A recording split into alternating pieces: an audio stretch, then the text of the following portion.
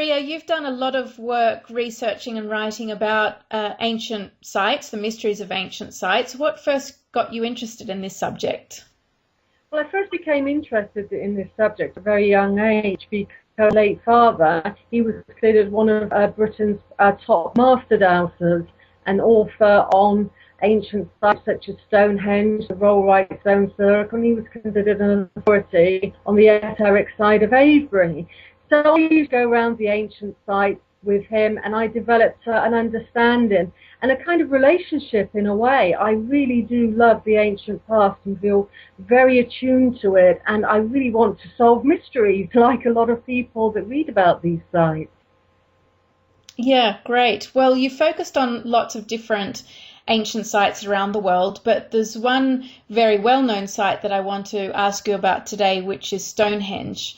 And when we mention the word Stonehenge, a lot of people picture in their mind the circle of megalithic standing stones that is so well known.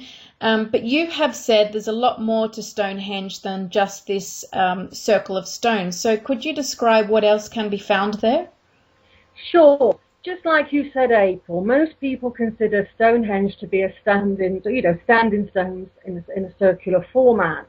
And that is indeed correct. But if we look to the wider environs, going about sort of 2 to 3 miles circumference around Stonehenge, we begin to realize that Stonehenge is a component, it's a part of a much, much wider environ, surrounded by lots of monuments. Some are earthen monuments, and there are indeed a lot of standing stone circles that have been found surrounding Stonehenge as well.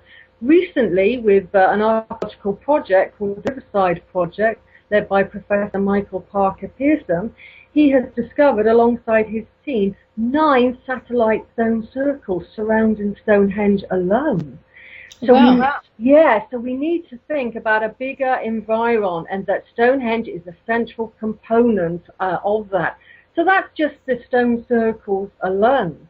And when we have another look, and they could be contemporary, by the way. By that I mean Stonehenge was built in phases. Those stone circles, in all probability, probably date to around 2500 BC, if the dates for Stonehenge are correct. And that, again, is debatable, whether it's this magical number of 3000 BC that archaeologists adore worldwide, whether that's Sumer or Egypt. So we're going to be looking in this interview at some much earlier dates.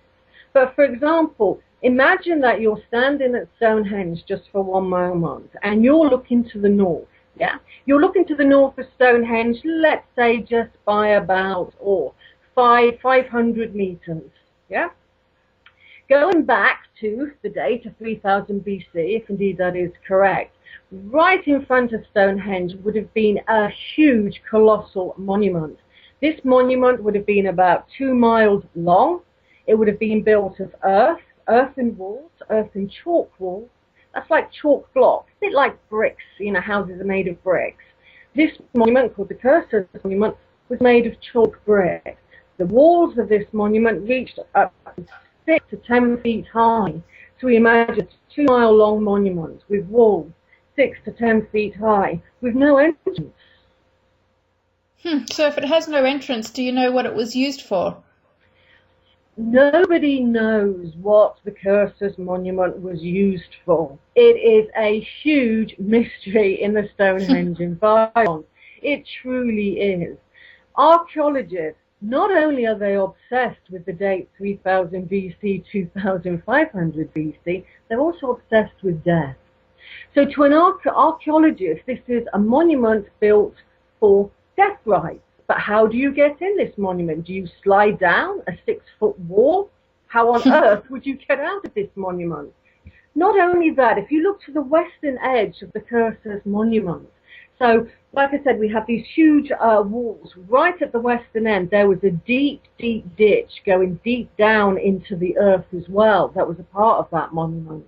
And that probably went down about 13, 14 feet, maybe deeper.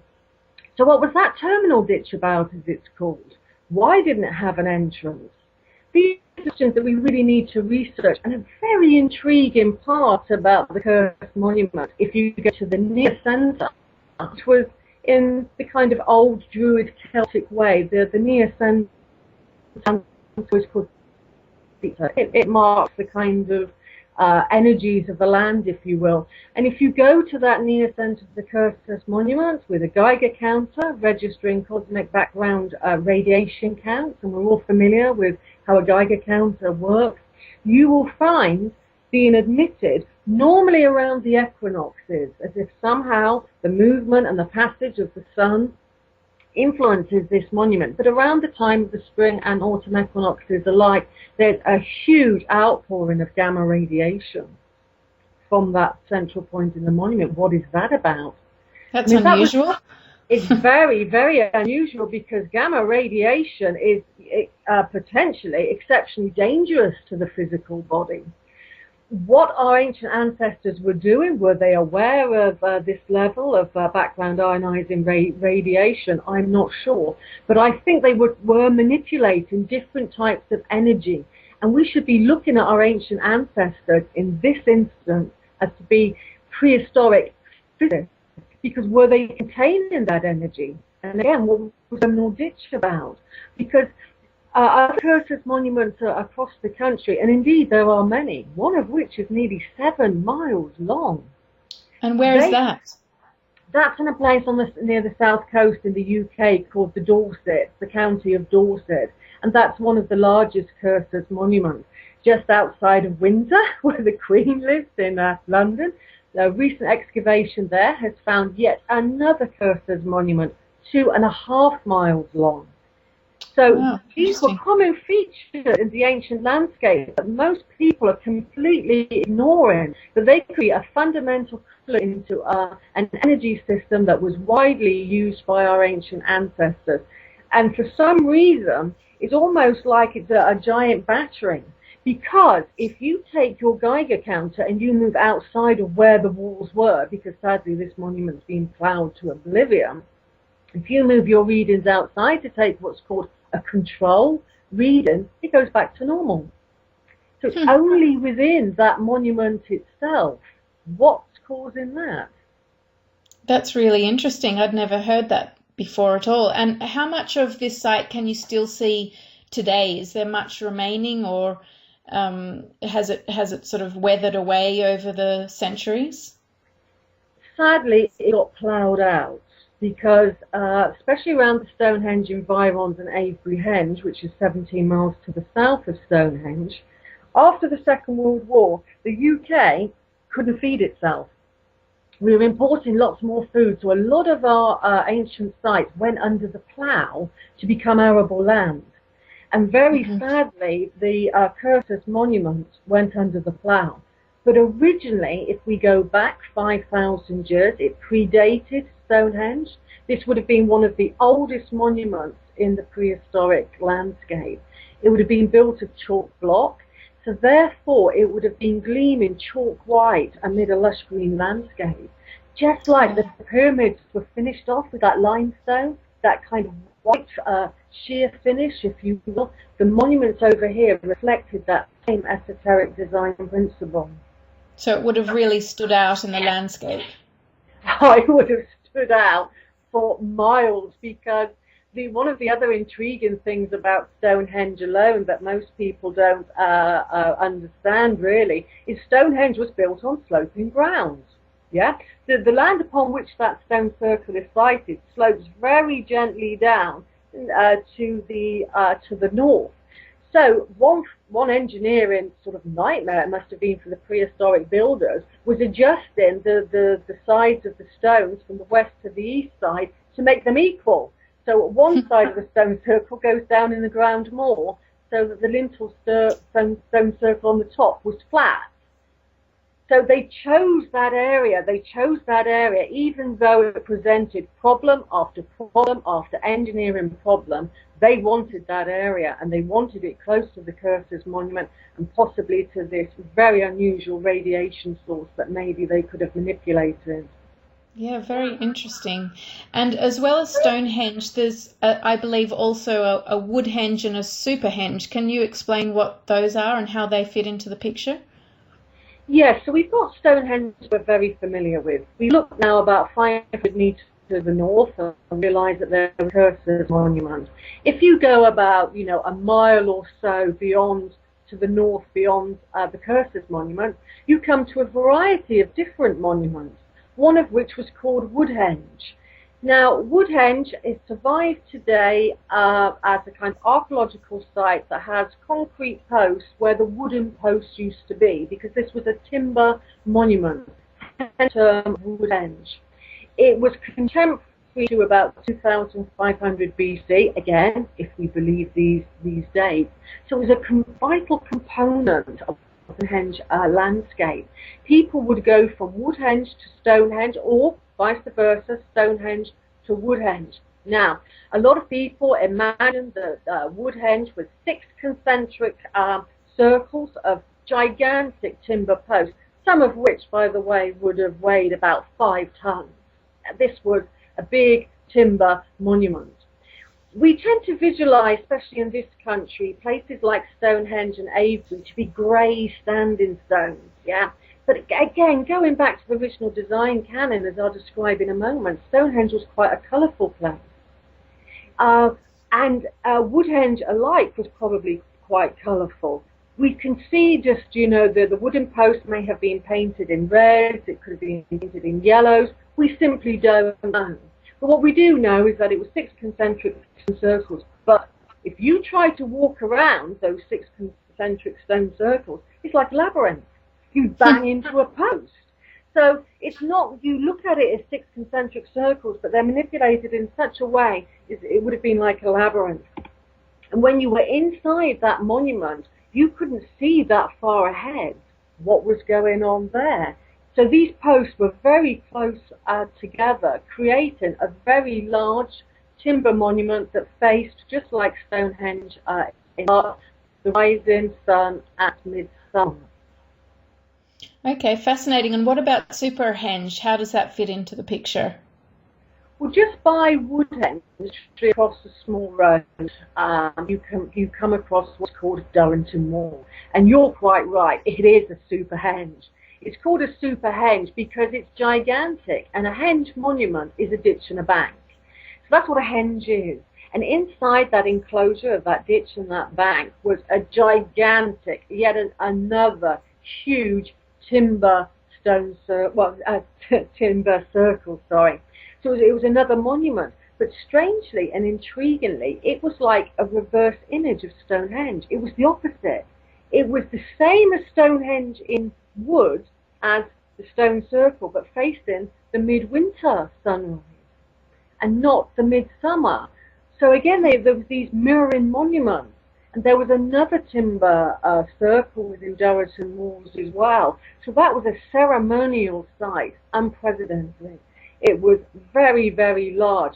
And before the timber monuments were constructed that I have just described, it was a city, it was a place where everyone that built or contributed to Stonehenge lived and worked.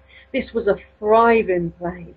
And when we look to the archaeological model of the houses, they're all very similar. It's like they had an equality, if you will. It's like they had a template, because other houses around the country, like Orkney, which is right at the top of Scotland, they're roughly the same dimensions. So it's almost, again, we were communicating vastly across the British Isles. Let us not think of our prehistoric ancestors as, being isolated pockets of tribal people. At Stonehenge alone, they were importing cattle from Scotland to eat. So how did they get that cattle down? They were making vast quantities of butter, of dairy products, and they were living a very similar life to you and I. Their houses had kitchen areas, their houses had bedrooms, and they probably faced similar problems to you and I today. Now, one of the biggest mysteries and one of the most hotly debated topics is, what was Stonehenge actually for? One of the widely held views is that it was like a calendar to predict astronomical movements. Others have said it was just ceremonial. And even last year, there was a study saying it was just pure coincidence that it aligns with the equinox and there's nothing astronomical about it at all. Now, the environs around Stonehenge, all these different sites, do they give any kind of clue towards what Stonehenge was used for? Because now we've got this network to study. It's not just the standing circles, but you've got all these other sites you've mentioned. How do they fit together, and what do you think it was all for? I think Stonehenge Environs was a long-term project.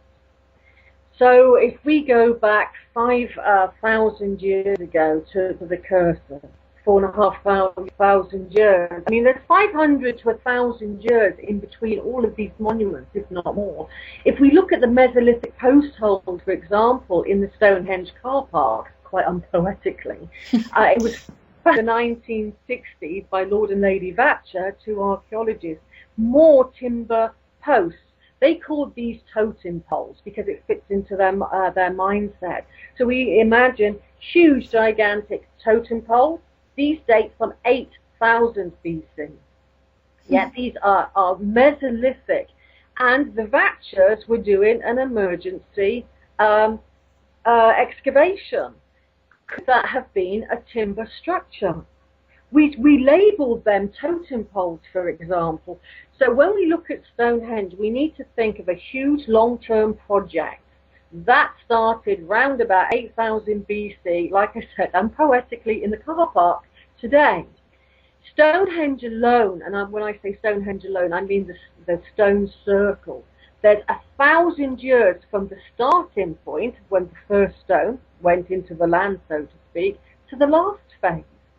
Now, come on, our governments alone can't even get 4 years ahead together.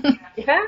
We don't have that mindset anymore. I truly believe our prehistoric mindset, the prehistoric mindset of our ancient ancestors was long-term. They saw the world in which they lived far, far differently to you and I. So whatever they were doing, and I really think they could manipulate energy levels. That's my take. But you're very right. Stonehenge incorporates not just the sun as a clinical monument, but the moon, which I'll come on to in a moment. So I see Stonehenge as to be multifaceted. It doesn't have one thing. It can register the moon, it can register the sun, it can register the stars to a certain degree. The Cursors Monument, it was aligned to the equinox. Those Mesolithic post holes going back to 8,000 BC, 8,000 BC. Well, we're told our ancient ancestors were hunter-gatherers. Well, apparently, these hunter-gatherers could put up these posts to face the equinox again. They knew where that sun was rising in the Stonehenge environs. And just recently, if we go another mile away from Stonehenge, slightly to the southeast to a certain degree, they have recently found, the archaeologists of the Open University in the UK, a Mesolithic town. Now, that's big news here in the UK because we're told, like I said previously, they were hunter-gatherers. Apparently they fished by lakes, they ate a lot of fish, and occasionally they would go out hunting and they were always eating berries and hazelnuts. That's your archetypal image that we have wrongly painted of our Mesolithic ancestors. But what they have found here, outside of Stonehenge, is a vast town. And not only that, that vast town was lived in by generation after generation after generation. They have found over 100 years of permanent settlement there, and that's unprecedented. And it's because we haven't been looking for Mesolithic information, we've been looking for Neolithic. So I see Stonehenge as being started by our very distant ancestors, the so-called hunter-gatherers. The Neolithic peoples, around about 3000 BC, they kind of took over that project, and it wasn't until 1,800 BC, that's, thousands of years after those first posts went into the car park, that they finished the project. And then strangely, when they did finish the project in 1,800 BC, the climate changed over here to a bit like what it is today. If I looked out the window in the UK, we've got grey slate skies, and there's a lot of rain and there's a lot of wind. That's a sub-Atlantic weather system. And as soon as they stopped finishing Stonehenge, the climate changed and they were faced with similar weather patterns we have today. But while Stonehenge was in its heyday, if you will, they had a different climate. So again, isn't it quite unusual that the problems that our ancient ancestors faced at Stonehenge, we are facing today? We are facing climate change. A lot of people would argue, whether that's a natural cycle or man-made, they face that as well. So I think Stonehenge could manipulate certain things as well. I wouldn't necessarily say the weather, but I think they could manipulate energy levels for possibly to improve their harvest, their growth. If you take a lot of electromagnetic tests from that area, what my team have found, led by David Webb, for example, it's a higher electromagnetic field in Stonehenge. Now, there are other authors like David Burke who have said you place seeds into an electromagnetic environment for a controlled period. I can't recall that controlled period, but let's say, for example, 20 minutes, to keep it simple. You put your seeds in there for 20 minutes, it can grow twice as fast and twice as healthy. So that could have been one practical part of Stonehenge. Could it enhance our harvest? If you look to the old written records of the ancient Greeks, we presented them with harvest. It's recorded times before the Roman invasion of Caesar. And it seems that Stonehenge was around a very, very fertile landscape. And today, the Salisbury Plain is very fertile. It's just now owned by the military. Stonehenge is surrounded by military base after military base after military base. Now, is that a coincidence, or isn't it? Yeah, very curious. And you don't hear a lot of the information you've just described about the electromagnetic fields. You really don't hear about that in, mainstream reporting or tourist brochures. You don't hear about that side of it. So that's quite interesting. Now, the last place I wanted to ask you about, which I believe is also quite close to Stonehenge, is Silbury Hill, which is another quite mysterious place. It's, this huge mound just sort of sitting in the middle of nowhere with a flat plain around it. And there's been a lot of, again, controversy about this, where people have speculated that it's everything from a pagan burial ground to a UFO landing site and everything in between. So what do you know about the Silbury Hill and what it actually was back then? Well, Silbury Hill is situated about 17 miles to the north of Stonehenge. That the crow flies across the Salisbury Plain. And Silbury Hill is a part of the Avery-Henge Environs. So roughly speaking, about a mile away from Silbury Hill, you have the world's largest stone circle called Avery-Henge. Now, Silbury Hill, as you quite rightly said, a lot of people used to think it was the burial place of King Sil, hence Silbury. And in about sort of 1775, the Duke of Northumberland, he excavated the site thinking he was going to find King Sil on a golden horse, and he found nothing. Yeah, and which raised the question: what is Silbury Hill about? When we look at the construction of Silbury Hill, it is a chalk pyramid. It's a 7-step chalk pyramid. And again, just like the Cursus was built, you must think of these gigantic chalk blocks prized out of the earth. And if we're to believe the archaeological model, then they're using antler picks. Well, they got really nice edges if they're using antler picks, for example. These are really good blocks.